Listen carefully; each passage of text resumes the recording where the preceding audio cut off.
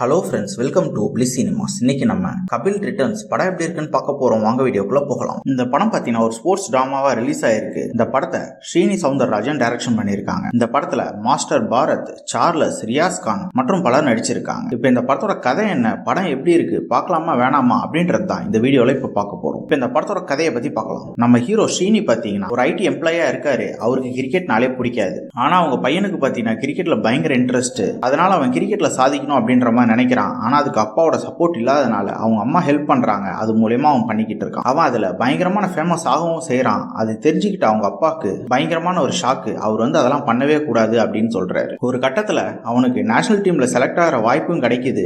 அப்போ அவங்க அப்பா ஒரு பிளாஷ்பேக் சொல்றாரு. அது என்ன, கடைசியில என்னதான் ஆச்சு அப்படின்றது தான் இந்த படத்தோட முழு கதையே. இந்த படத்தோட பாசிட்டிவ் நெகட்டிவ் பத்தி பார்க்கலாம். பாசிட்டிவ் கண்டிப்பா பெர்ஃபார்மன்ஸ் சொல்லலாம். நம்ம டேரக்டரே தான் நடிக்கவும் செஞ்சிருக்காரு. ஒரு நீட்டான பெர்ஃபார்மன்ஸே கொடுத்திருக்காரு படம் ஃபுல்லாவே. அதே மாதிரி பாத்தீங்கன்னா ரியாஸ் கான் அவங்களுக்கு கொடுத்துருக்க ரோல ரொம்ப நீட்டாவே பண்ணிருக்காங்க. அந்த குட்டி பையனும் சூப்பராகவே பண்ணிருக்கான். மற்றபடி எல்லாருமே ஒரு டீசென்டான பெர்ஃபார்மன்ஸே கொடுத்திருக்காங்க. படத்தோட ஸ்டோரி பிளாட் பொறுத்தளவு பாத்தீங்கன்னா கிரிக்கெட் டீமோட கமிட்டி இந்த மாதிரி நம்ம பல படங்கள் பார்த்திருக்கோம். அதுல இது கொஞ்சம் வித்தியாசமா தான் இருந்துச்சு. இதுல கொஞ்சம் எமோஷனல் பார்ட்டையும் டச் பண்ணிருக்காங்க. ஃபேமிலி டிராமான்ட்டு கேரக்டர் ரைட்டிங் பாத்தீங்கன்னா முக்கியமான கேரக்டர்லாம் ரொம்ப சூப்பராகவே இது எடுத்திருக்காங்க. பார்க்கறதுக்கு இன்ட்ரெஸ்டிங்காவே இருந்தது. சினிமோட்டோகிராஃபிலாம் பாத்தீங்கன்னா படத்துக்கு ஏற்ற மாதிரி டீசென்டா பண்ணி கொடுத்திருக்காங்க. இது ஒரு லோ பட்ஜெட் படம் தான். மியூசிக்கும் ஓரளவு நல்லாவே பண்ணி கொடுத்திருக்காங்க.